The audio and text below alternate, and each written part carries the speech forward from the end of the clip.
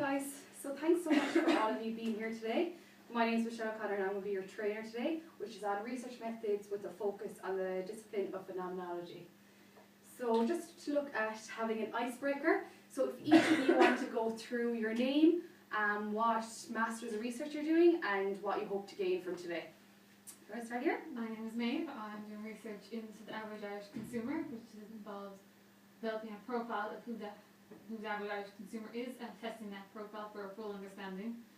I'm hoping here to gain a full understanding of phenomenology. It's a tough one to pronounce. Without saying phenomena. Yes.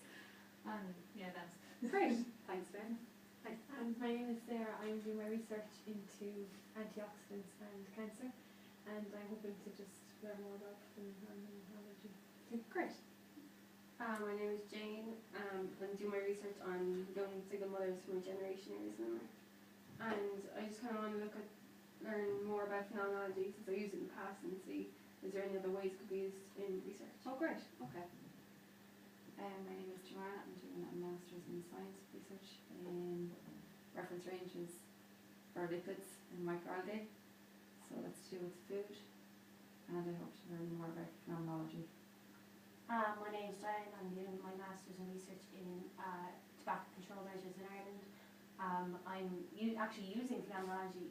Hopefully I've used it in the past, and hopefully I'll be using it again, so it's just a refresher for myself. Brilliant. Okay, that's great, guys. Thanks a million. So as I said, I'm Michelle. I'm doing my research at the moment in my Masters in Phenomenology. So I'll be giving you an insight kind of into different aspects of it. So just to look what we're doing today, so it's to highlight the core ethos of phenomenology. It's to provide theoretical background which is necessary to really look at it. To illustrate examples of research using phenomenology, and we might draw on some of your research pieces that you've done before.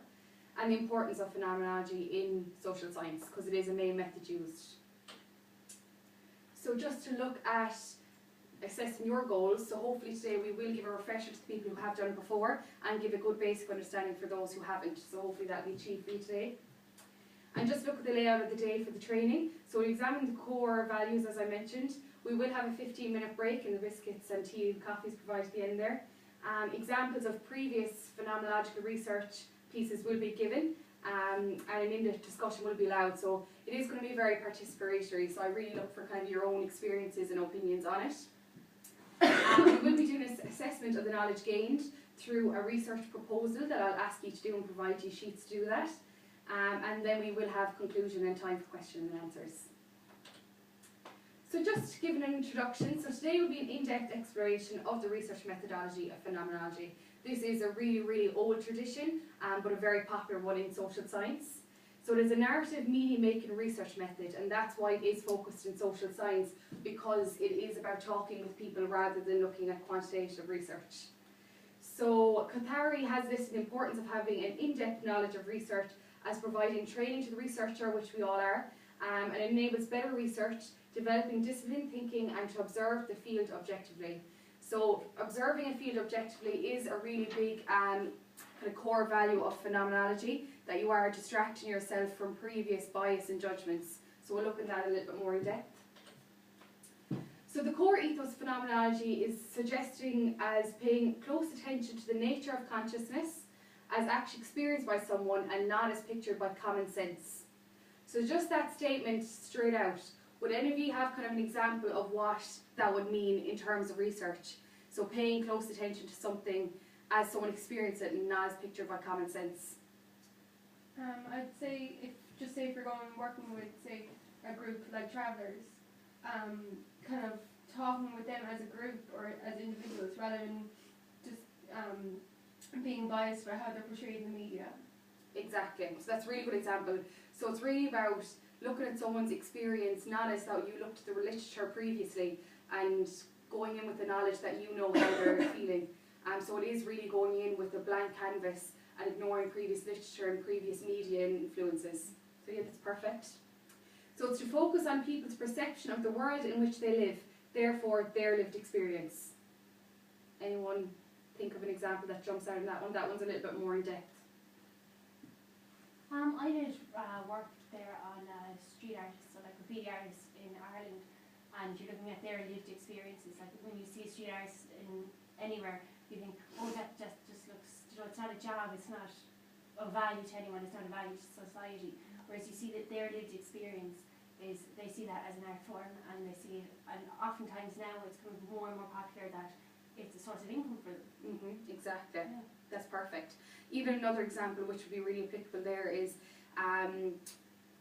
people have different perceptions of their own experiences. So if you were to look at something like, if you were to look at a piece of history, such as in terms of Ireland, like the Angela's Ashes era, and if you focused on literature around that, and then you spoke to someone and they had a different perception, you really take a person's face value of what they experienced, and even if that's contrary to historical records, you really have to take their perception of their world.